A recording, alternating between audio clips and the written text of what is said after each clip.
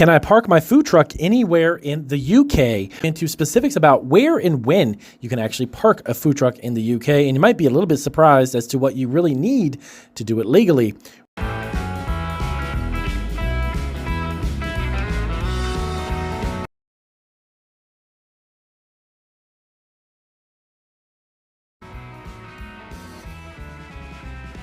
Subscribe button. We've got tons of great videos about food entrepreneurship and food truck ownership as well. Check out our brand new channel, Food Truck Freaks, where we have a dedicated amount of content for the UK. Now let's dive right into this question, because we actually had this question asked on our other channel, which was our Food Truck Freaks channel. We had a gentleman ask if he could park his truck. He was not sure about it as to where and when. So I decided to go ahead and do a video and give you some heads up. So parking a food truck in the UK, of course, it actually involves you understanding a various amount of regulations and obtaining necessary permissions from local authorities. So here is a comprehensive video that I'm going to put together here, giving you a step-by-step as to what you need to know. Let's dive right into it. Number one, understanding local regulations. Now, each local council in the UK has its own set of regulations regarding the operation and parking of food trucks, actually. Now, these regulations are designed specifically to ensure public safety, hygiene, and of course, minimal disruption to the community while you are there selling, which is very similar actually here in the US as well, as far as the parking permits and such goes. Number two, permission and licensing. Now, it's a little different in the UK. So you guys actually have a street trading license, as it's known. Now, to trade on public streets, you generally need a street trading license. This is actually issued by the local council and specifically specifies where and when. That's the most important part too, guys, when you can actually trade. Application process, how does that work? Well, you must apply to the relevant local council within the area you plan to have your business. Now, this often involves actually providing details about your food truck business, the type of food that you will sell, and the trading times. So you need to specify also the time frame that you're looking for. So that brings us to the next thing, which would be fees. Now, there are usually fees associated with obtaining a street trading license. Now, these can actually vary widely depending on the location, but also the type of license for trading with your food truck. That's why it's slightly different. Conditions. Now, there's a few conditions to keep in mind. Councils may actually impose conditions on the license when you get it, such as specific trading hours, hygiene standards, and of course, waste disposal requirements. As it is like here in the US as well, you have to dispose of your waste in a certain process. Now, private property, you might be asking about that. Let's dive into that a little bit. If you plan to park your food truck on private property, such as, let's say, like a supermarket, a car park, or a business premises, you must get permission from that actual property owner. You can't just drop your truck there and start trading. Now, this often involves kind of negotiating a rental, if you will, a rental space agreement and usage agreement. So you want to double check with the owners. You can't just necessarily drop it there and start running your business. Number three, restricted areas. Now, there are no trading zones actually in the UK. Many councils designate certain areas as no trading zones where food trucks are actually not allowed. Now, here's some examples of where that is. High streets and busy pedestrian areas to avoid congestion. They actually limit food trucks. I know it sounds like a good idea because it has a lot of people walking around, but it also can cause congestion and even traffic issues.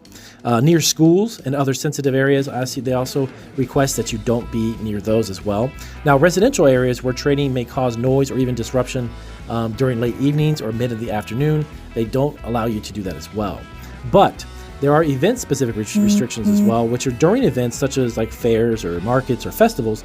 Councils might impose additional restrictions or require specific event-related permits. Now, that's actually true here in the US as well, because you go to a certain event, you have to have a permit specifically for that event, as well as any council or city's permits and regulations. Number four, health and safety regulations. Now, this also comes into play actually, food hygiene. So your food truck, of course, must comply with hygiene regulations in order to be parked at certain areas, including regular inspections and maintaining high standards for cleanliness, which is kind of a common sense thing. Health and safety, of course, you must ensure that your food truck meets all health, but safety regulations, which would include also fire safety and equipment standards. So keep in mind, whatever you're using on your food truck in the UK when you're doing your trading, you got to make sure that it falls in line specifically with equipment standards as well. Number five, parking and traffic regulations. Now, here's some parking restrictions to think about. Even with a street trading license, you must comply with the parking regulations. Now, this actually means observing any parking signs, of course, or paying for parking where it's required on top of the trading license, not blocking any roadways or pathways as well, just for safety of vehicles. Now, loading and unloading, yes, you do have that, of course, with a food truck. You may need to consider the logistics of loading and unloading your supplies without causing any traffic disruptions. Now, even if you've got a trading license for a specific area, do ensure that, because it's really critical for you and your employees to be super safe if you're taking food in and out of the vehicle. Number 6, environmental considerations. Of course, waste management. Now, proper waste disposal, of course, is crucial. Councils are often require you to actually have a waste management plan to handle food waste, packaging, and other rubbish. So keep that in mind too. The way you dispose of the waste also has a certain criteria. Now, noise and smell. Now, minimize noise and smell from your food truck to avoid complaints. If you're around residents or potential businesses, that's a little bit of a challenge, I think, when it comes to the smell part of it. But the noise, of course, is something that you can minimize. If you've got a generator, you might want to think of where you're going to put that if it's not attached to your vehicle. Last but not least, of course, in parking as such, number 7, insurance and compliance. Now, public liability insurance. Now, it's essential to protect your business against any claims of third parties. So normally you're going to have insurance before you can even start trading in the UK. That's kind of a must. Next one, if you have employees, you may have employer's liability insurance. That's actually if you employ staff. This is an actual legal requirement if you've got any additional employees. And then lastly, compliance checks. Of course, regularly review and ensure compliance with laws and regulations on a regular basis. Normally 6 months to every year is when you have to renew license. Here in the US, it's like that as well. In the UK, I believe it's annually, so it's every year. So do check up on that. So lastly, you want to follow up on, here's some steps you want to follow. Number 1, you want to research your local regulations. Of course, let's recap this a little bit. Start by researching the specific requirements of the local council where you intend to park your food truck in the UK. Number 2 is apply it for licenses. Of course, submit the necessary applications for street trading licenses or permits and permissions to park on private property. Number 3, of course, you want to prepare for your inspections. Follow up with that. Ensure your food truck meets all healthy, safety, and hygiene standards. The UK is definitely stringent about that. They want to make sure that people who consume the food are doing it in a healthy way. Number 4, insurance. Of course, you got to get insurance coverage and have that annually or semi-annually renewed. Number 5, environmental plans, develop a waste management or environmental impact plan.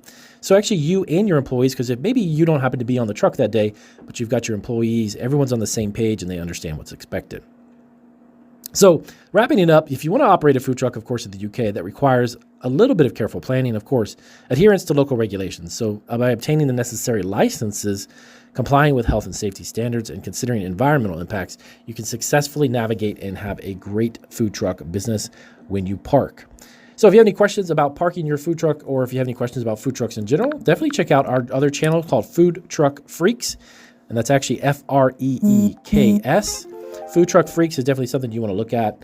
And I'll see you on our next video.